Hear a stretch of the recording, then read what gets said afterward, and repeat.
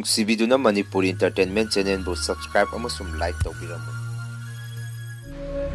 ꯇꯥꯕꯤꯔꯤꯕ ꯈ꯭ꯋꯥꯏ ꯄꯨꯝꯅꯃꯛꯄꯨ ꯆꯦꯅꯦꯜ ꯑꯁꯤꯅ ꯉꯁꯤꯁꯨ ꯃꯌꯥꯝꯕꯨ ꯏꯀꯣꯛꯅꯣꯅ ꯈꯣꯏꯔꯝꯖꯔꯤ꯫ ꯃꯍꯧꯁꯥꯒꯨꯝ ꯉꯁꯤꯁꯨ ꯑꯩꯒꯤ ꯅꯨꯡꯁꯤꯖꯔꯕ ꯁꯕꯁꯀ꯭ꯔꯥꯏꯕꯔꯁꯤꯡꯅ ꯊꯥꯕꯤꯔꯛꯄ ꯃꯅꯤꯄꯨꯔꯤ ꯍꯣꯔꯔ ꯁ꯭ꯇꯣꯔꯤ ꯑꯅꯧꯕ ꯑꯃꯃꯨꯛ ꯃꯌꯥꯝꯒꯤꯗꯃꯛꯇ ꯄꯨꯗꯨꯅ ꯂꯥꯛꯆꯔꯤ꯫ ꯋꯥꯔꯤ ꯑꯁꯤꯕꯨ ꯂꯥꯟꯊꯣꯛꯆꯔꯛꯄ ꯃꯇꯝꯗ ꯁꯣꯏꯈꯤ ꯂꯥꯟꯈꯤꯕ ꯌꯥꯎꯔꯕꯁꯨ ꯃꯌꯥꯝꯗ ꯉꯥꯛꯄꯤꯅꯕ ꯍꯥꯏꯖꯔꯤ꯫ ꯐꯔꯦ ꯑꯗꯨꯗꯤ ꯃꯌꯥꯝ ꯋꯥꯔꯤꯁꯤ ꯍꯧꯅꯕ ꯇꯧꯖꯔꯒꯦ꯫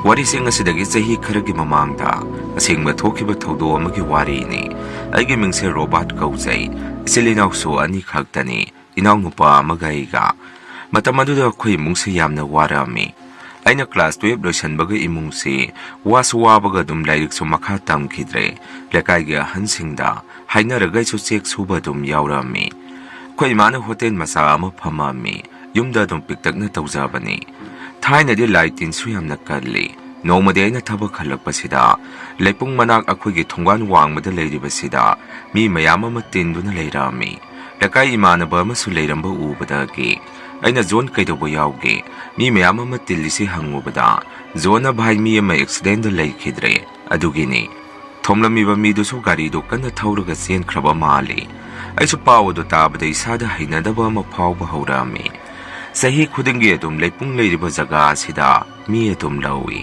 ꯑꯩꯅ ꯇꯜꯂꯤꯕꯅ ꯂꯩꯄꯨꯡ ꯂꯩꯔꯤꯕꯁꯤ ꯑꯩꯈꯣꯏꯒꯁꯨ ꯌꯥꯝꯅ ꯅꯛꯅꯩ, ꯊꯣꯡꯒꯥꯟ ꯍꯦꯛ ꯋꯥꯡꯃꯗꯅꯤ꯫ ꯁ꯭ꯋꯥꯏꯗ ꯃꯤꯕꯨ ꯁꯤꯔꯒꯗꯤ ꯑꯗꯨꯝ ꯇꯝꯅꯩ, ꯑꯗꯨꯅ ꯑꯩꯁꯤ ꯌꯥꯝꯅ ꯇꯜꯂꯤꯕꯅꯤ꯫ ꯑꯩꯁꯨ ꯌꯨꯝꯗ ꯄ꯭ꯔꯞ ꯑꯗꯨꯝ ꯆꯪꯉꯛꯏ꯫ ꯕꯕꯥꯁꯨ ꯃꯪꯒꯣꯟꯗ ꯑꯩ ꯍꯜꯂꯛꯄ ꯉꯥꯏꯗꯨꯅ ꯂꯩꯔꯝꯃꯤ꯫ ꯕꯕꯥꯅ ꯏꯕꯨꯡꯉꯣ ꯅꯪ ꯍꯜꯂꯛꯑꯕ꯭ꯔꯥ? ꯆꯪꯉꯣ ꯅꯃꯥꯏ ꯅꯃꯤꯠꯀꯥꯗꯣ ꯇꯥꯊꯣꯛꯎꯔꯣ, ꯉꯁꯤꯗꯤ ꯆꯥꯛ ꯂꯥꯝꯃꯤ, ꯉꯟꯅ ꯆꯥꯊꯣꯛꯅꯕ ꯇꯧꯁꯤ ꯍꯥꯏꯔꯛꯏ꯫ ꯕꯕꯥꯅ ꯍꯥꯏꯔꯤꯕꯗꯣ ꯑꯩꯁꯨ ꯃꯔꯝ ꯈꯪꯕꯅꯤꯅ ꯏꯔꯨ ꯐꯠ ꯂꯨꯖꯊꯣꯛꯑꯒ ꯀꯥꯗ ꯆꯪꯗꯨꯅ ꯐꯤꯔꯣꯟ ꯍꯣꯡꯇꯣꯛꯑꯒ ꯆꯥꯛꯈꯨꯝꯗ ꯆꯪꯗꯨꯅ ꯆꯥꯛ ꯆꯥꯅꯕ ꯇꯧꯏ꯫ ꯏꯃꯥꯗꯁꯨ ꯏꯃꯥ ꯀꯔꯤ ꯏꯟꯁꯥꯡꯅꯣ? ꯏꯃꯥꯅꯁꯨ ꯏꯕꯨꯡꯉꯣ ꯏꯔꯣꯟꯕꯒ ꯀꯥꯡꯍꯧ ꯑꯃꯒꯅꯤ꯫ ꯉꯁꯤꯗꯤ ꯆꯥꯛꯁꯦ ꯍꯣꯕꯦ ꯊꯣꯡꯈ꯭ꯔꯦ, ꯍꯥꯎꯒꯗꯧꯔꯤꯕ꯭ꯔꯥ ꯈꯪꯗꯦ, ꯄꯥꯡꯅ ꯁꯥꯅꯕ ꯑꯗꯨꯝ ꯆꯥꯔꯁꯤ ꯍꯥꯏꯔꯛꯏ꯫ ꯑꯩꯅꯁꯨ ꯏꯃꯥꯅ ꯊꯣꯡꯕꯕꯨ ꯏꯍꯥꯎꯗ ꯍꯥꯎꯕꯅꯤ, ꯆꯥꯛꯇꯨꯝ ꯂꯥꯝꯃꯦ, ꯏꯔꯣꯟꯕꯗꯨ ꯂꯣꯏꯁꯜꯂꯣ ꯍꯥꯏꯔꯛꯑꯝꯃꯤ꯫ ꯑꯁꯨꯝꯅ ꯆꯥꯛ ꯆꯥꯔꯤꯉꯩ ꯕꯕꯥꯅ ꯏꯆꯥ ꯉꯁꯤꯗꯤ ꯆꯥꯛ ꯇꯣꯛꯑꯒ ꯐꯃꯨꯡꯗ ꯆꯪꯅꯔꯣ, ꯃꯄꯥꯟ ꯊꯣꯛꯈ꯭ꯔꯅꯨ ꯍꯥꯏꯔꯛꯏ꯫ ꯑꯩꯈꯣꯏꯁꯨ ꯍꯣꯏ ꯕꯕꯥ ꯍꯥꯏꯗꯅ ꯅꯨꯃꯤꯠꯇꯨꯗꯤ ꯑꯗꯨꯝ ꯉꯟꯅ ꯇꯨꯝꯕ ꯆꯪꯅꯔꯦ꯫ ꯉꯜꯂꯤ ꯇꯨꯝꯕ ꯑꯗꯨꯝ ꯊꯦꯝꯃꯝꯃꯤ꯫ ꯑꯩꯁꯨ ꯇꯨꯝꯊꯔꯨꯕꯗꯒꯤ ꯃꯄꯥꯟ ꯊꯣꯛꯅꯤꯡꯉꯛꯇꯅ ꯑꯩꯁꯦ ꯃꯤꯀꯞ ꯊꯣꯔꯛꯏ꯫ ꯄꯨꯡ ꯀꯌꯥ ꯇꯥꯔꯕꯅꯣ ꯌꯦꯡꯉꯨꯕꯗ ꯄꯨꯡ 11:30 ꯍꯦꯜꯂꯝꯃꯦ꯫ ꯑꯩꯅ ꯃꯄꯥꯟ ꯊꯣꯔꯛꯏꯉꯩꯗ ꯃꯤ ꯑꯃ ꯌꯥꯝꯅ ꯋꯥꯅ ꯅꯥꯍꯦꯕ ꯃꯈꯣꯜ ꯑꯃ ꯇꯥꯔꯝꯃꯤ꯫ ꯑꯩꯅꯁꯨ ꯑꯁ ꯍꯧꯔꯦꯗꯅ, ꯁꯤꯗꯤ ꯀꯃꯥꯏꯅ ꯇꯧꯅꯤ? ꯍꯟꯗꯛꯅ ꯑꯃꯨꯛ ꯀꯌꯥꯝ ꯀꯨꯏꯅ ꯑꯃꯨꯛ ꯇꯧꯗꯣꯔꯤꯕꯖꯥꯠꯅꯣ ꯈꯜꯂꯒ ꯆꯪꯉꯒꯦ ꯍꯥꯏꯗꯅ ꯇꯧꯔꯛꯄꯁꯤꯗ ꯃꯤ ꯑꯃ ꯂꯩꯄꯨꯡ ꯂꯩꯔꯤꯕ ꯑꯗꯣꯝꯗ ꯂꯦꯞꯄꯒ ꯂꯩꯕꯒꯨꯝ ꯎꯔꯛꯏ꯫ ꯑꯩꯁꯨ ꯍꯦꯛ ꯎꯔꯨꯕꯗꯒꯤ ꯑꯩꯁꯨ ꯄ꯭ꯔꯞ ꯏꯃꯨꯡꯗ ꯆꯦꯟꯁꯤꯟꯗꯨꯅ ꯊꯣꯡꯁꯦ ꯁꯠ ꯊꯤꯡꯖꯤꯟꯕꯗꯨꯗ ꯏꯃꯥꯅ ꯇꯥꯔꯕꯖꯥꯠꯅꯤ꯫ ꯀꯅꯥꯅꯣ ꯊꯣꯡ ꯍꯥꯡꯉꯤꯗꯣ ꯍꯥꯏꯗꯅ ꯂꯥꯎꯔꯛꯏ꯫ ꯑꯩꯁꯨ ꯏꯃꯥ ꯑꯩꯅꯦ ꯃꯄꯥꯟꯗ ꯊꯣꯛꯎꯕꯅꯤ ꯈꯨꯝꯃꯤ꯫ ꯏꯃꯥꯅꯁꯨ ꯅꯪꯕꯨ ꯃꯩ ꯑꯁꯦꯡꯕ ꯑꯃ ꯄꯨꯔꯒ ꯊꯣꯛꯄ ꯌꯥꯗ꯭ꯔꯣ?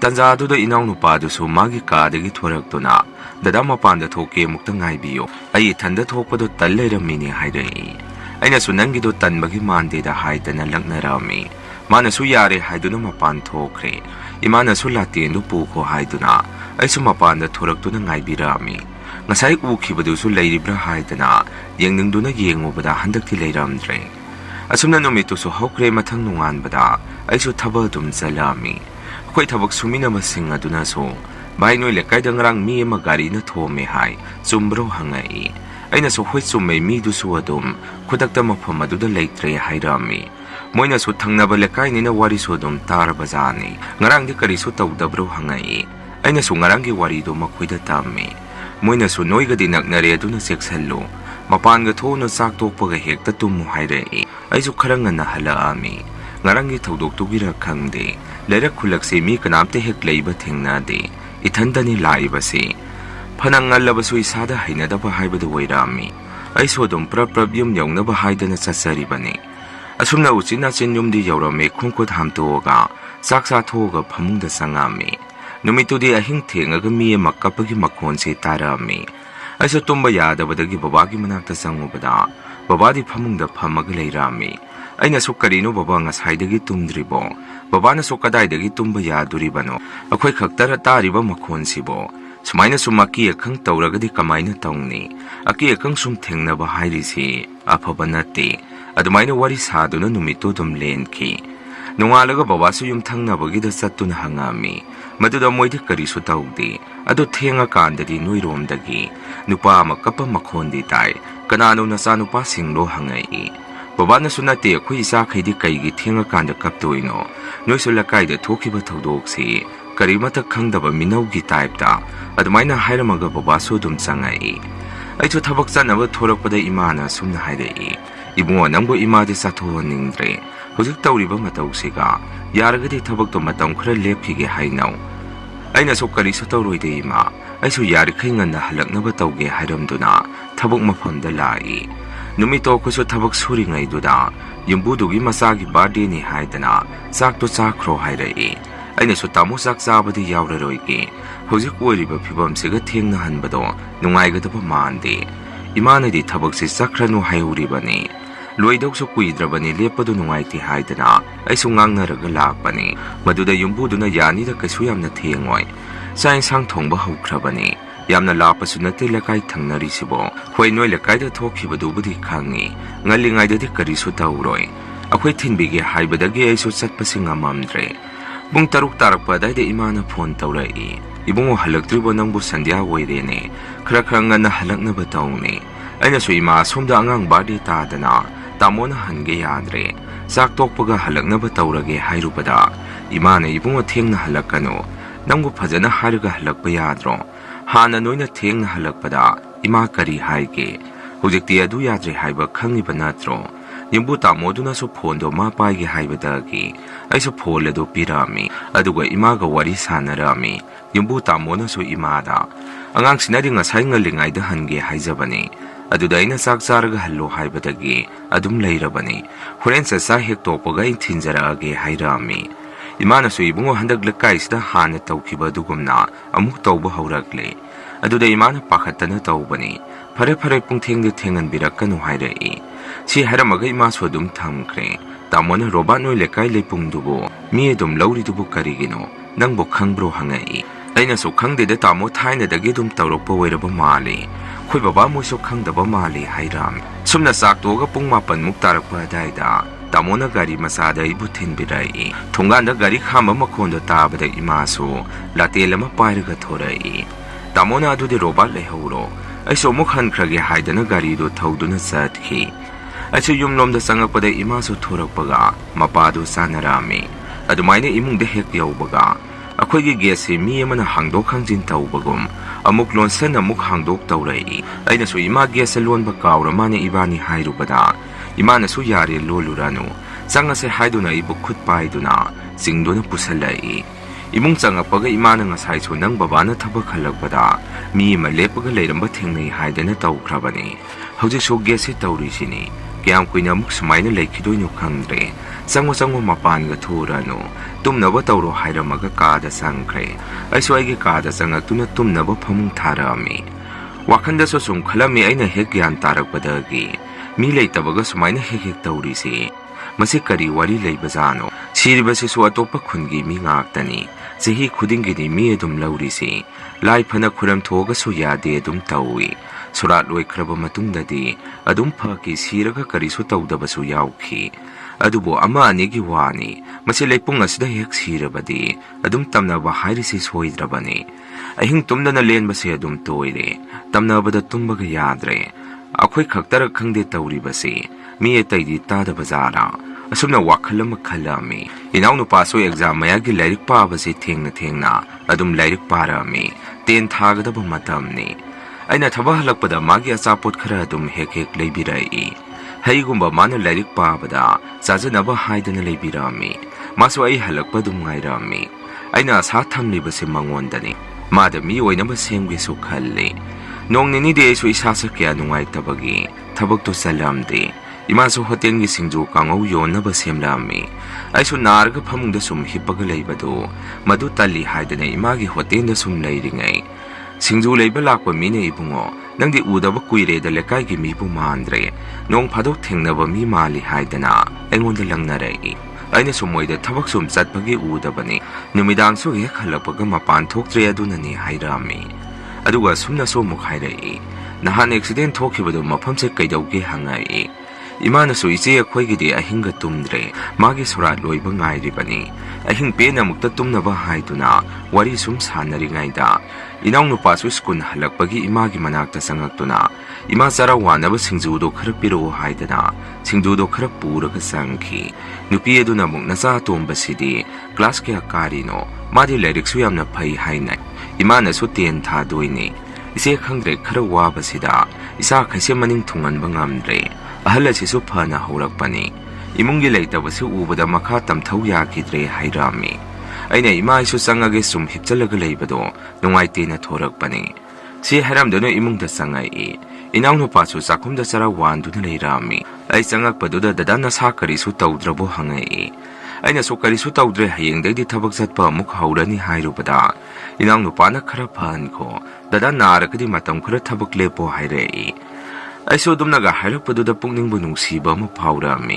aina su phareda sumaina leibana hena wai hayengdagi di saladabani hairami aina so kana honauko phare phare nang song hak pothana ba tau hairamduna phamungda changaktuna ngahak potharami maduda ise tumkhraba jani mangsida ise thabak halakpasida layuk ngai haidana maibaga kaurga laknadana aise mayam changdana taurami aiso taibang phongna mangak narabajani imana hagdok pirai kedawrage nangbo sandya sida tumsalurabo aina so ima ai tumtharaga leirami imana so yare hawgalo ima so chak thongnaba tawrukhige si haramdunu ima so dum thoki aiso kari mangno onthongna mathong chakhidreda khalami aina mapan thorakpadedi nong takiba mali sumanga do solaga loina leirami aiso chakhumda changaga sa du longkhalami imana cha thakningbro hangai aina zo hoi ima morok asabagumba kaigumba amaso saningi imana su singju leibani adu totpirage yare yare phamo ima lonbirage nanaw du su kobirau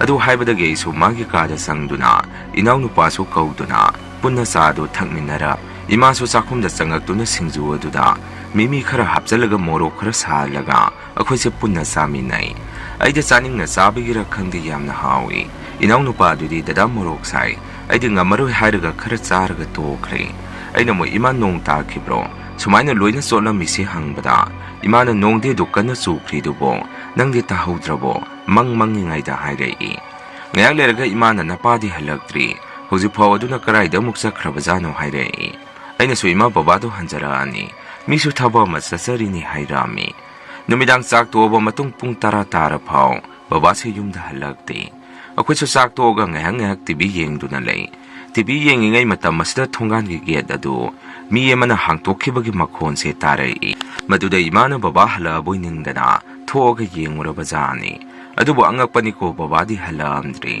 thongwan wangmu leipung leiriba mapa daiwaida nupa makapamaga sumsatkhi hai ima so hais masidi mowang ama tawredana haidana prap imungda sensalakhi aduwa khoida wari du tamai isa sa ima kari no matawre hujik get hangtokhibadu napa wiramdre kananu khangdi nupa ma thonggan wangmagi leipung adugi mayada miyo yama kappaga sumsangkhre ima kari no matawre hairei aina so ima adudi amado soidana wairamani aina sado mai okthokpirage sumna ise imungdagi makhel lakthuraga ima bo mai okthokpirami baba so ngahaktang leiraga halami baba so ima gi mong matawaduda kaidawrage aiso lambenda gari yaraktadana phanakwina pallaga leirure ibungo namase kaidawre hangai aina so baba ima se baba halae na thubada karino ma thengna khre kamaina tawdoino sibo hangami baba na so kaino ni hairi sibo aidi halakta ngairi sidi mama kaidawragi nangbo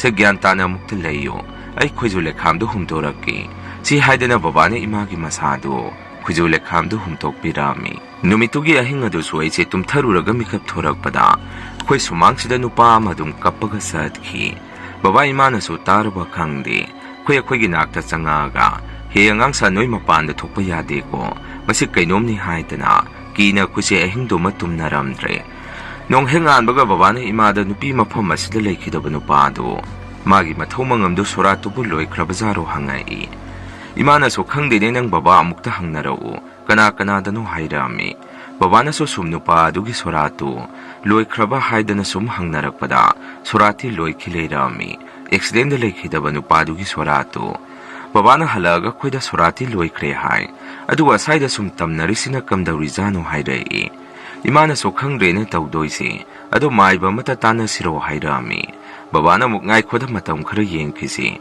ꯁꯣꯔꯥꯠꯁꯨ ꯂꯣꯏꯈ꯭ꯔꯕꯅꯤꯅ ꯑꯗꯨꯝ ꯇꯞꯅ ꯇꯞꯅ ꯐꯖꯔꯛꯑꯅꯤ ꯈꯨꯝꯃꯝꯃꯤ꯫ ꯃꯁꯤꯒꯤ ꯃꯇꯨꯡ ꯍꯞꯇꯥ ꯑꯃꯃꯨꯛ ꯍꯧꯈ꯭ꯔꯕ ꯃꯇꯨꯡ ꯑꯩꯁꯦ ꯑꯩꯈꯣꯏꯒꯤ ꯊꯕꯛꯇꯣ ꯂꯣꯏꯁꯤꯜꯂꯛꯇꯅ ꯅꯨꯃꯤꯠꯇꯨꯗꯤ ꯌꯨꯝꯕꯨꯗꯨꯅ ꯀꯪꯉꯥ ꯑꯅꯤ ꯍꯥꯠꯀꯅꯤ, ꯃꯌꯥꯝ ꯄꯨꯟꯅ ꯆꯥꯔꯁꯤ ꯍꯥꯏꯔꯛꯏ꯫ ꯑꯩꯗꯤ ꯊꯦꯡꯅꯤꯗ ꯈꯟꯕꯗ ꯃꯣꯏ ꯀꯪꯉꯥꯒꯗꯣ ꯆꯥꯅꯤꯡꯉꯒꯁꯨ ꯑꯩꯗꯤ ꯌꯥꯎꯔꯔꯣꯏ ꯍꯥꯏꯖꯔꯛꯑꯝꯃꯤ꯫ ꯌꯨꯝꯕꯨꯗꯨꯒ ꯊꯕꯛꯀꯤ ꯃꯤꯁꯇ꯭ꯔꯤ ꯑꯗꯨꯒꯅ ꯑꯩ ꯌꯥꯎꯗꯕ ꯌꯥꯔꯣꯏ, ꯑꯁꯨꯛ ꯀꯨꯏꯅ ꯊꯕꯛ ꯁꯨꯃꯤꯟꯅꯔꯛꯑꯒ ꯌꯥꯎꯗꯅ ꯆꯠꯈꯤ ꯌꯥꯔꯣꯏ ꯍꯥꯏꯗꯅ ꯃꯣꯏ ꯃꯌꯥꯝꯅ ꯑꯩꯁꯦ ꯇꯛꯃꯟꯕꯗꯒꯤ ꯑꯩꯁꯨ ꯎꯄꯥꯏꯗꯨ ꯂꯩꯔꯝꯗꯦ꯫ ꯏꯃꯥꯗꯁꯨ ꯑꯩꯁꯦ ꯐꯣꯟ ꯇꯧꯔꯒ ꯍꯥꯏꯗꯣꯛꯄꯁꯨ ꯉꯝꯗ ꯀꯤꯅ ꯑꯩꯁꯦ ꯑꯗꯨꯃꯥꯏꯅ ꯂꯩꯔꯤꯉꯩ ꯏꯃꯥꯅꯁꯨ ꯑꯩꯉꯣꯟꯗ ꯐꯣꯟꯗꯨ ꯇꯧꯔꯛꯏ꯫ ꯑꯗꯨꯒ ꯑꯩꯉꯣꯟꯗ ꯏꯕꯨꯡꯉꯣ ꯍꯜꯂꯛꯇ꯭ꯔꯤꯕꯣ, ꯉꯁꯤꯅ ꯑꯃꯨꯛ ꯀꯩꯗꯧꯔꯒꯦ ꯍꯪꯉꯛꯏ꯫ ꯑꯩꯁꯨ ꯀꯤꯅ ꯏꯃꯥ ꯑꯩ ꯉꯁꯤꯗꯤ ꯈꯤꯇꯪ ꯊꯦꯡꯒꯗꯕ ꯃꯥꯜꯂꯤ, ꯌꯨꯝꯕꯨꯅ ꯉꯁꯤ ꯊꯕꯛ ꯄꯨꯡꯂꯣꯏ ꯂꯣꯏꯁꯤꯟꯕꯒꯤ ꯆꯥꯛ ꯆꯥꯈ꯭ꯔꯣ ꯍꯥꯏ, ꯑꯩꯗꯤ ꯌꯥꯎꯖꯅꯤꯡꯗꯕꯅꯤ ꯍꯥꯏꯔꯛꯑꯝꯃꯤ꯫ ꯏꯃꯥꯅ ꯑꯃꯨꯛ ꯑꯁ ꯑꯩꯅ ꯈꯟꯕꯗꯨꯃꯛ ꯍꯦꯛ ꯊꯣꯛꯏꯗ ꯏꯕꯨꯡꯉꯣ, ꯏꯃꯥꯗ ꯉꯔꯥꯡ ꯅꯍꯥꯟ ꯇꯥꯈꯤꯕ ꯗꯁꯥꯗꯨ ꯏꯆꯥꯁꯤꯡꯗꯗꯤ ꯇꯥꯍꯟꯅꯤꯡꯗꯦ, ꯅꯁꯥꯅ ꯒ꯭ꯌꯥꯟ ꯇꯥꯕ ꯇꯝꯃꯨ꯫ ꯅꯣꯏꯁꯦ ꯃꯤꯅ ꯋꯥ ꯑꯃ ꯍꯥꯏꯔꯛꯑꯒꯗꯤ ꯋꯥ ꯃꯈꯥ ꯁꯝꯗꯕ ꯉꯝꯗ꯭ꯔꯤꯗꯣ ꯀꯔꯤꯒꯤꯅꯣ? ꯃꯤꯅꯕꯨ ꯍꯥꯏꯔꯛꯑꯒꯗꯤ ꯑꯗꯨꯝ ꯏꯟꯗ ꯌꯥꯗꯦ ꯍꯥꯏꯕꯗꯧꯅ ꯅꯣꯏꯁꯦ ꯑꯣꯟꯊꯣꯛꯄꯅꯤꯗ꯫ ꯐꯔꯦ ꯑꯗꯨꯗꯤ ꯃꯣꯏ ꯊꯤꯟꯕꯤꯌꯨ ꯍꯥꯏꯌꯨꯀꯣ, ꯅꯇꯣꯝꯗꯗꯤ ꯍꯜꯂꯛꯀꯅꯨ ꯍꯥꯏꯔꯛꯏ꯫ ꯑꯩꯁꯨ ꯍꯣꯏ ꯏꯃꯥ ꯑꯩ ꯃꯣꯏꯗ ꯊꯤꯜꯍꯜꯂꯛꯑꯒꯦ ꯁꯤ ꯍꯥꯏꯔꯒ ꯐꯣꯟ ꯑꯗꯨ ꯑꯗꯨꯝ ꯊꯝꯅꯔꯛꯑꯝꯃꯤ꯫ ꯑꯩꯈꯣꯏꯁꯦ ꯃꯐꯝ ꯑꯗꯨꯗ ꯄꯨꯡ 10 ꯐꯥꯎ ꯊꯣꯡꯕ ꯊꯥꯛꯄ ꯆꯥꯕ ꯇꯧꯗꯨꯅ ꯂꯩ꯫ ꯑꯩꯗꯤ ꯌꯨ ꯊꯛꯇꯦ ꯆꯥꯛ ꯇꯣꯛꯑꯒ ꯑꯩꯅ ꯃꯣꯏꯗ ꯈꯔ ꯊꯦꯡꯉꯦ, ꯊꯤꯟꯕꯤꯌꯨ ꯍꯥꯏꯔꯨꯕꯗ ꯃꯣꯏꯗ ꯌꯨꯗꯣ ꯂꯣꯏꯅ ꯉꯥꯎꯅꯗꯅ ꯑꯩꯅ ꯍꯧꯗꯣꯛꯄꯒꯗꯣ ꯑꯃꯠꯇ ꯇꯥꯔꯝꯗꯦ꯫ ꯃꯣꯏꯁꯦ ꯃꯆꯤ ꯉꯥꯎꯔꯒ ꯁꯟꯗꯅ ꯇꯨꯝꯃꯒ ꯂꯣꯏꯅ ꯂꯩꯅꯔꯛꯑꯝꯃꯤ꯫ ꯑꯩꯁꯨ ꯌꯨꯝꯕꯨꯗꯨꯒꯤ ꯃꯆꯥꯅꯨꯄꯥ ꯑꯃꯈꯛ ꯂꯩꯕꯗꯣ ꯃꯉꯣꯟꯗꯁꯨ ꯑꯩꯅ ꯑꯃꯨꯛꯇ ꯌꯨꯝ ꯐꯥꯎ ꯅꯪꯒꯤ ꯒꯥꯔꯤ ꯃꯆꯥꯗ ꯊꯤꯟꯕꯤꯌꯨ ꯍꯥꯏꯖꯔꯨꯕꯗ ꯌꯨꯝꯕꯨ ꯇꯥꯃꯣꯒꯤ ꯅꯨꯄꯤꯗꯨꯅ ꯃꯆꯥꯅꯨꯄꯥꯗꯣ ꯑꯃ ꯃꯊꯦꯡꯗ ꯆꯠꯍꯟꯅꯤꯡꯗꯕꯒꯤ ꯃꯑꯣꯡꯗ ꯇꯧꯔꯛꯏ꯫ ꯑꯩꯁꯨ ꯃꯗꯨꯗ ꯊꯋꯥꯏꯁꯦ ꯌꯥꯝꯅ ꯅꯨꯡꯉꯥꯏꯖꯔꯝꯗꯦ꯫ ꯑꯗꯨꯅ ꯑꯩꯁꯨ ꯃꯣꯏꯁꯦ ꯉꯁꯤꯅ ꯑꯔꯣꯏꯕ ꯑꯣꯏꯔꯦꯀꯣ ꯈꯟꯗꯨꯅ ꯀꯤꯅ ꯑꯩꯁꯦ ꯌꯨꯝꯂꯣꯝꯗ ꯍꯜꯂꯛꯏ꯫ ꯏꯃꯥꯗꯁꯨ ꯑꯩꯁꯦ ꯐꯣꯟ ꯇꯧꯒꯦꯅ ꯇꯧꯔꯛꯄꯗ ꯑꯩꯒꯤ ꯐꯣꯟ ꯑꯁꯤꯁꯨ ꯃꯇꯥꯡ ꯆꯥꯅ ꯊꯥ ꯐꯥꯕꯒꯤ ꯕꯦꯂꯦꯟꯁ ꯂꯣꯏꯔꯒ ꯂꯩꯔꯝꯃꯤ꯫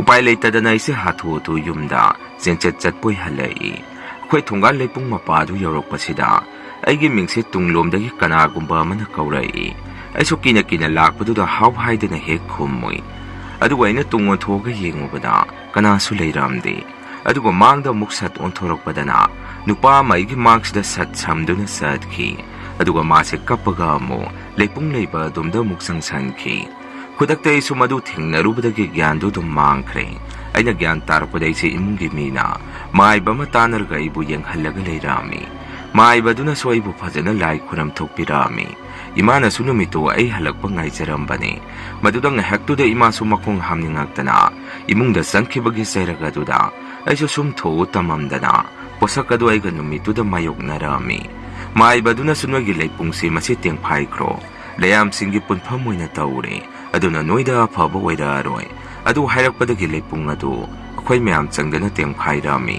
ꯑꯗꯨꯃꯥꯏꯅ ꯇꯧꯈꯤꯕꯗꯒꯤ ꯍꯥꯟꯅ ꯇꯝꯅꯔꯝꯕ ꯀꯌꯥꯗꯨ ꯃꯗꯨ ꯂꯣꯏꯅ ꯐꯈ꯭ꯔꯦ꯫ ꯍꯧꯖꯤꯛꯇꯤ ꯆꯠꯊꯣꯛ ꯆꯠꯁꯤꯟ ꯇꯧꯕꯗ ꯀꯔꯤꯁꯨ ꯇꯧꯗ꯭ꯔꯦ꯫ ꯃꯌꯥꯝ ꯑꯍꯥꯟꯕꯒꯤ ꯋꯥꯔꯤꯁꯤ ꯃꯇꯥꯡ ꯉꯁꯥꯏꯗ ꯂꯣꯏꯖꯔꯦ꯫ ꯑꯅꯤꯁꯨꯕ ꯋꯥꯔꯤꯁꯤꯃꯨꯛ ꯃꯌꯥꯝꯗ ꯈꯨꯗꯣꯟ ꯇꯝꯖꯔꯤ꯫ ꯋꯥꯔꯤꯁꯤ ꯃꯇꯝ ꯑꯗꯨꯗ ꯑꯩꯈꯣꯏꯒꯤ ꯈꯨꯟꯒꯤ ꯊꯣꯡ ꯑꯁꯤꯗ ꯑꯁꯦꯡꯕ ꯊꯣꯛꯈꯤꯕ ꯊꯧꯗꯣꯛ ꯑꯃꯒꯤ ꯋꯥꯔꯤꯅꯤ꯫ ꯊꯥꯏꯅꯗꯒꯤ ꯈꯨꯟꯒꯤ ꯊꯣꯡ ꯃꯄꯥꯁꯤꯗ ꯅꯨꯄꯤ ꯑꯃ ꯑꯗꯨꯝ ꯊꯣꯛꯏ ꯍꯥꯏꯅꯩ꯫ ꯑꯗꯨꯁꯨ ꯑꯃ ꯃꯊꯦꯡꯈꯛꯀꯤ ꯋꯥꯅꯤ꯫ ꯉꯜꯂꯤꯉꯩ ꯅꯨꯃꯤꯠ ꯆꯪꯗ꯭ꯔꯤꯉꯩ ꯃꯇꯝꯗꯗꯤ ꯀꯩꯁꯨ ꯊꯣꯏꯅ ꯀꯩꯗꯧꯗꯦ꯫ ꯑꯗꯨꯒ ꯍꯧꯖꯤꯛꯀꯤ ꯅꯨꯄꯤꯁꯤ ꯃꯤꯄꯨꯝ ꯈꯨꯗꯤꯡꯃꯛꯅꯁꯨ ꯂꯣꯏꯅ ꯊꯦꯡꯅꯕ꯭ꯔꯁꯨ ꯅꯠꯇꯦ꯫ ꯅꯣꯡꯃꯗꯨꯒꯤ ꯃꯤꯗꯨꯒꯤ ꯗꯥꯎ ꯗꯁꯥ ꯁꯣꯟꯕ, ꯑꯁꯨꯝꯅ ꯊꯣꯛꯎ ꯍꯦꯛ ꯇꯝꯃꯝꯕ ꯃꯣꯏ ꯈꯔꯗ ꯑꯗꯨꯝ ꯅꯨꯄꯤꯁꯤ ꯊꯦꯡꯅꯩ꯫ ꯊꯦꯡꯕꯨ ꯊꯦꯡꯅꯔꯨꯔꯒꯗꯤ ꯑꯗꯨꯝ ꯈꯨꯗꯣꯡꯊꯤꯕ ꯅꯪꯉꯤ꯫ ꯃꯤꯗꯣ ꯃꯐꯝ ꯑꯗꯨꯗ ꯑꯗꯨꯝ ꯈꯨꯗꯛꯇ ꯋꯥꯟꯊꯕ ꯑꯃꯗꯤ ꯍꯥꯟꯅꯒꯤ ꯋꯥꯈꯜ ꯒ꯭ꯌꯥꯟ ꯂꯥꯛꯄꯗ ꯃꯇꯝ ꯆꯪꯕ ꯑꯗꯨꯃꯥꯏꯅ ꯇꯧꯏ꯫ ꯃꯤ ꯉꯥꯎꯔꯒ ꯆꯠꯅꯗꯅ ꯒ꯭ꯌꯥꯟ ꯇꯥꯈꯤꯗꯕꯁꯨ ꯀꯨꯡꯒꯥꯏ ꯑꯃꯅꯤ꯫ ꯃꯁꯤꯃꯛꯅ ꯃꯐꯝ ꯖꯒꯥꯁꯤ ꯃꯤ ꯀꯅꯥꯁꯨ ꯑꯃ ꯃꯊꯦꯡ ꯆꯠꯅꯗ꯭ꯔꯕ ꯍꯥꯏꯕꯁꯨ ꯅꯠꯇꯦ꯫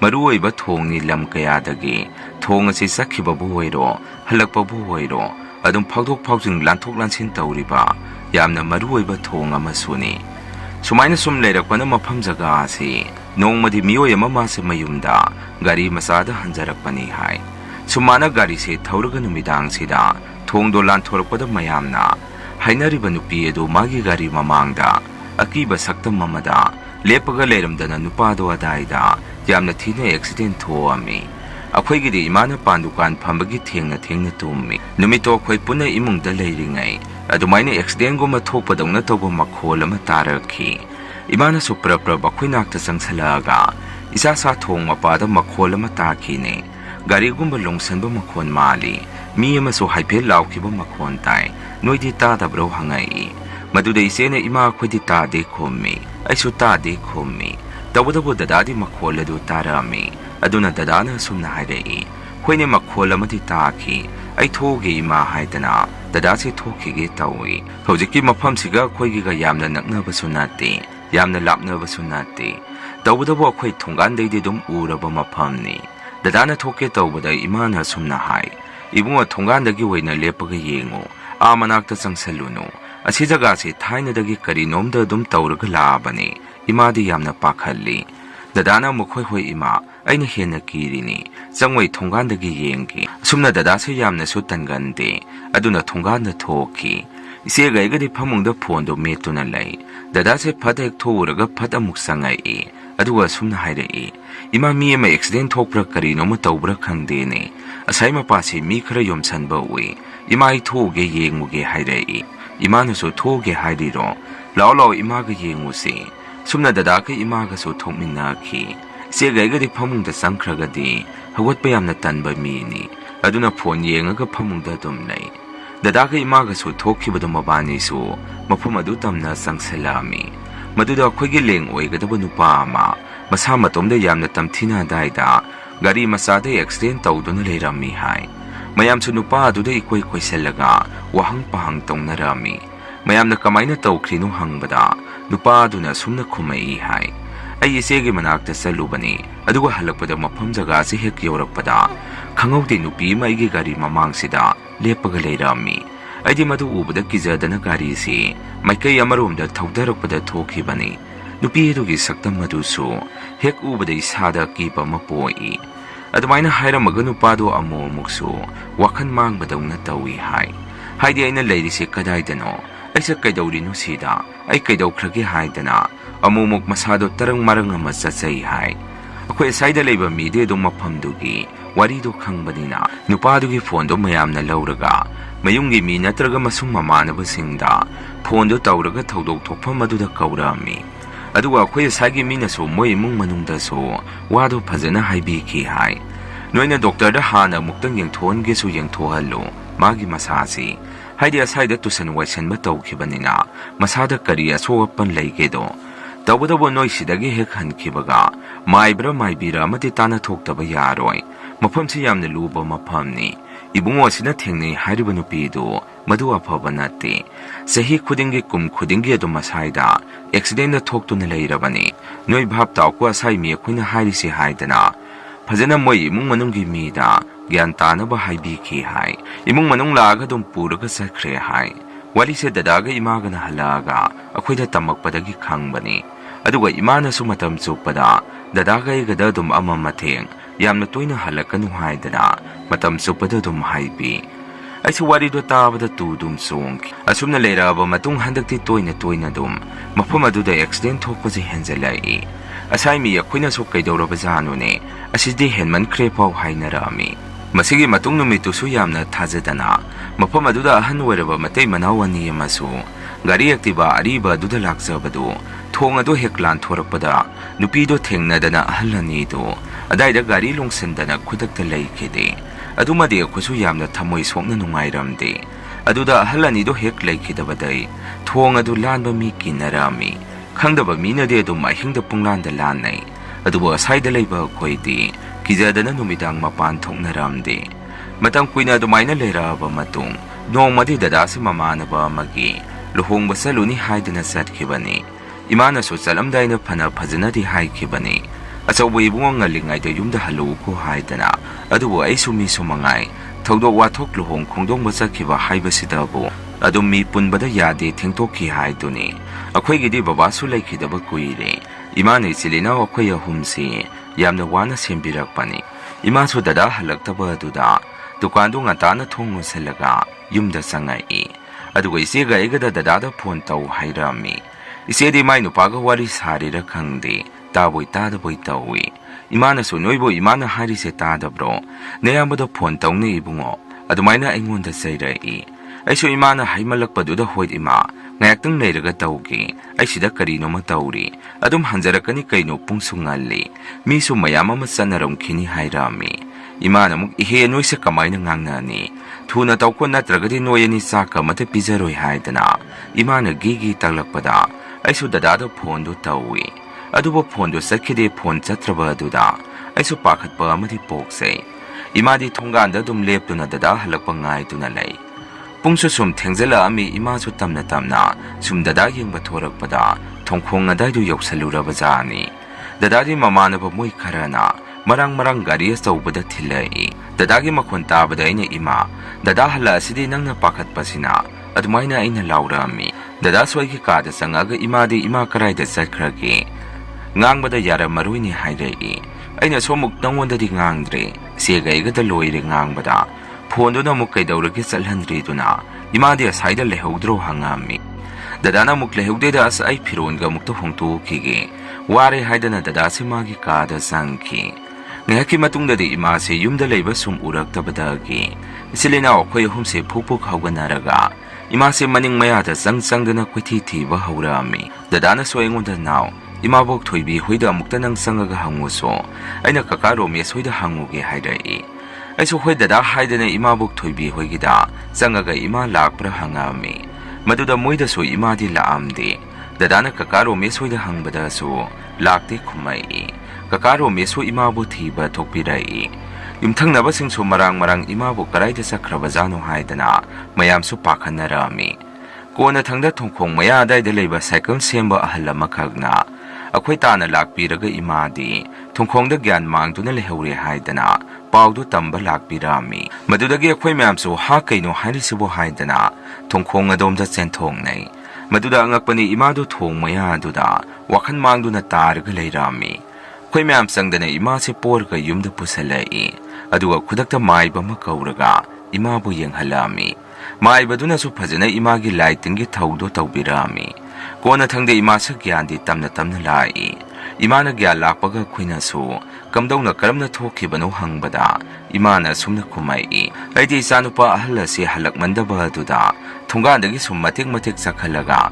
ꯌꯦꯡꯉꯛꯄꯗ ꯊꯣꯡꯈꯣꯡ ꯑꯁꯥꯏꯗ ꯏꯆꯥꯅꯨꯄꯥ ꯌꯥꯝꯅ ꯃꯥꯟꯕ ꯑꯃ ꯁꯨꯝ ꯂꯦꯞꯄ ꯎꯔꯛꯑꯝꯃꯤ ꯑꯩꯁꯨ ꯏꯕꯨꯡꯉꯣ ꯍꯥꯏꯗꯅ ꯁꯨꯝ ꯀꯧꯔꯒ ꯃꯅꯥꯛꯇ ꯆꯪꯁꯜꯂꯨꯕꯅꯤ ꯑꯗꯨꯕꯨ ꯑꯗꯨꯗ ꯂꯩꯔꯝꯃꯤꯗꯨꯗꯤ ꯏꯆꯥꯅꯨꯄꯥ ꯑꯣꯏꯔꯝꯗ꯭ꯔꯦ ꯏꯆꯥꯅꯨꯄꯥꯒꯤ ꯃꯤꯇꯝꯗ ꯃꯐꯝ ꯑꯗꯨꯗ ꯍꯦꯛ ꯊꯣꯛꯄꯗꯣ ꯑꯗꯨꯅ ꯑꯩꯕꯨ ꯀꯧꯕ ꯑꯣꯏꯔꯝꯃꯤ ꯑꯀꯤꯕ ꯁꯛꯇꯝ ꯑꯗꯨꯅ ꯑꯩꯒꯤ ꯑꯀꯣꯏꯕꯁꯤꯗ ꯍꯪꯒꯠ ꯍꯟꯗꯥ ꯆꯠꯇꯨꯅ ꯂꯩꯈꯤ ꯑꯩꯁꯨ ꯀꯤꯃꯟꯗꯅ ꯂꯥꯎꯕ ꯐꯥꯎꯕ ꯊꯣꯛꯇꯅ ꯒ꯭ꯌꯥꯟ ꯑꯗꯨꯝ ꯇꯥꯈꯤꯗ꯭ꯔꯦ ꯑꯩꯅ ꯒ꯭ꯌꯥꯟ ꯃꯥꯡꯗꯨꯅ ꯂꯩꯔꯤꯉꯩꯗꯨꯗ ꯑꯩꯒꯤ ꯋꯥꯈꯜ ꯃꯅꯨꯡꯁꯤꯗ ꯅꯨꯄꯤ ꯑꯃꯅ ꯑꯩꯕꯨ ꯑꯁꯨꯛꯄ ꯃꯐꯝ ꯑꯃꯗ ꯁꯨꯝ ꯄꯨꯁꯜꯂꯤ ꯑꯩꯅ ꯇꯨꯡ ꯑꯣꯟꯊꯣꯛꯅ ꯌꯦꯡꯉꯛꯄꯗꯁꯨ ꯍꯜꯂꯛꯐꯝ ꯂꯝꯕꯦꯜ ꯑꯃꯠꯇ ꯑꯩꯁꯦ ꯎꯔꯝꯗꯦ ꯃꯁꯤꯅꯤ ꯑꯩꯅ ꯊꯦꯡꯅꯔꯛꯈꯤꯕ ꯋꯥꯔꯤ ꯑꯁꯨꯝꯅ ꯏꯃꯥꯅ ꯋꯥꯔꯤꯗꯨ ꯇꯝꯃꯛꯏ ꯃꯥꯏꯕꯗꯨꯅꯁꯨ ꯑꯁꯨꯝꯅ ꯍꯥꯏꯔꯛꯏ ꯃꯇꯝ ꯈꯔꯗꯤ ꯃꯄꯥꯟ ꯀꯌꯥ ꯊꯣꯛꯄꯤꯔꯨꯅꯨ ꯑꯁꯤꯒꯤ ꯃꯐꯝꯁꯦ ꯄꯥꯎ ꯌꯥꯝꯅ ꯇꯥꯏ ꯐꯅ ꯑꯁꯥꯏꯁꯦ ꯂꯥꯏ ꯇꯤꯟ ꯈꯨꯔꯝꯊꯣꯛꯑꯒꯁꯨ ꯌꯥꯔꯔꯣꯏ ꯍꯥꯏꯔꯛꯏ ꯑꯗꯨꯃꯥꯏꯅ ꯃꯥꯏꯕꯗꯨꯅ ꯂꯥꯏ ꯈꯨꯔꯝꯕꯤꯔꯝꯃꯒ ꯃꯥꯏꯕꯗꯨ ꯑꯗꯨꯝ ꯍꯟꯈ꯭ꯔꯦ ꯏꯃꯥꯁꯨ ꯎꯆꯤꯟ ꯅꯥꯆꯤꯟ ꯊꯋꯥꯏ ꯐꯥꯎꯗꯤ ꯀꯜꯍꯧꯈꯤ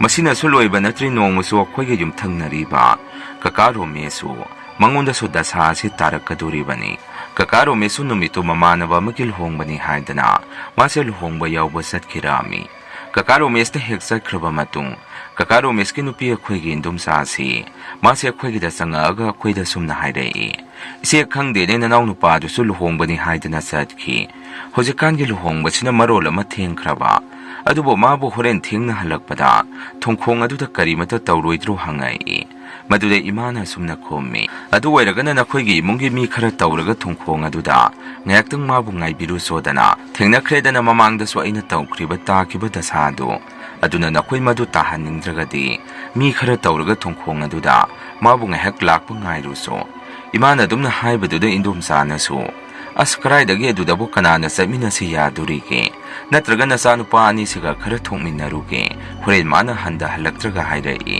ꯋꯥꯗꯨ ꯇꯥꯕꯗ ꯑꯩꯁꯨ ꯐꯃꯨꯡꯗ ꯍꯤꯞꯅ ꯑꯁꯨꯝꯅ ꯈꯨꯝꯃꯤ ꯏꯟꯗꯣꯝꯆꯥ ꯑꯩꯗꯤ ꯉꯝꯃꯔꯣꯏ ꯏꯃꯥꯒꯤ ꯍꯥꯛꯇꯛꯇꯒꯤ ꯑꯩꯗꯤ ꯄꯨꯈꯤ ꯈꯤꯈ꯭ꯔꯕꯅꯤ ꯗꯗꯥꯒꯤ ꯍꯥꯛꯇꯛꯇꯒꯤꯅꯤ ꯏꯃꯥꯅ ꯇꯥꯈꯤꯕ ꯗꯁꯥꯗꯨ ꯑꯗꯨꯅ ꯗꯗꯥꯁꯤ ꯑꯣꯏꯅ ꯄꯨꯔꯒ ꯆꯠꯂꯨ ꯑꯩꯅ ꯑꯗꯨꯝꯅ ꯍꯥꯏꯕꯗꯨꯗ ꯏꯃꯥꯁꯨ ꯅꯣꯛꯑꯝꯃꯤ ꯗꯗꯥꯅꯁꯨ ꯑꯩ ꯉꯝꯃꯣꯏꯀꯣ ꯍꯥꯏꯗꯅ ꯂꯥꯎꯔꯛꯏ Adumaina sum leiringai indomcha su mayumda angang kapamani haidana adum hathu atu chatkre. Akhoi chu pung 10 ga tarakpa matam madaida akhoi chu punna chak tu chathuami. Aduga akhoi che tumnaba haidana phamungda sangnarami. Matam aduda mapandagi nupi amana yamna pakhana kaurai. Maduda akhoi chu kaidorabajanu haidana imaga akhoi punna thuami. Maduda ngasai lamba indomcha adu oirami. Indomcha si mamai mamin igmakhek maksan khai imada sumna hairei. Isi nanaw nupado hojik pawbu halaktrine. Ngasai sanaba warido sumdurira khangde. Hojik po mabo kanagano aina thiba thuodoisi. Indomcha na adumaina yamna pakhana hairakpaduda imana su lao imungda changoo. Aduga kaino do tanarasi hairami. Aduga imana su nakhoi kakaro mesta phone do mukta tau hairei. Maduda indomcha na sumna khumai. Isi ngasaidagi phone do taurabani magi phone chu chatte. Phone chatabadudani aina pakhalisi. Hojikpo kanagano aina adai phok thoga yengudoisi. Imana mukaidabugi adai da thokturige. Ngaikho nangsu pakhat kano. Ibungo nachinanaw ani loisallo. Ima mai khara thaurang tauge.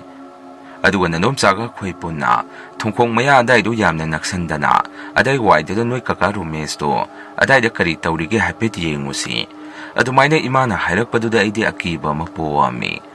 Asum tawdana akhoi punna hongnaraga mai asengbaga puraga kakaro mesi mafam adaidaga kari tawge haidana akhoi muk mayam punna thoga yengami kakaro mesu thongma pa adaida matomda ungaga lepaga leirami khoina su changselaga kaidawrino hangubada kakaro mesna sumna khumai asida nupi maga wari sanari ni hairei magi waduda akhoi dum khangba ngamki kakaro mesi nupi du thengnare haibasi adum khudakta mayam changdana themaga kakaro mesi akoina mayumda pusalai numituma kakaro mesi gyan sukta taati magi thopa mamachinda choron pharona dum pungangda ngangaga lei madu ubada indomcha soyamna kapami maduda imana khoigi dalakpa maiba du madu khudakta kaurami maibaduna su phajana yengapa matung asumna hairei dupa macha sidi phaba khara wani mane thengnakriba matam masi khara kuire adubo ai ngasina su loiroi hayeng su lake lai khunambasi numit 3 ni khoiramsi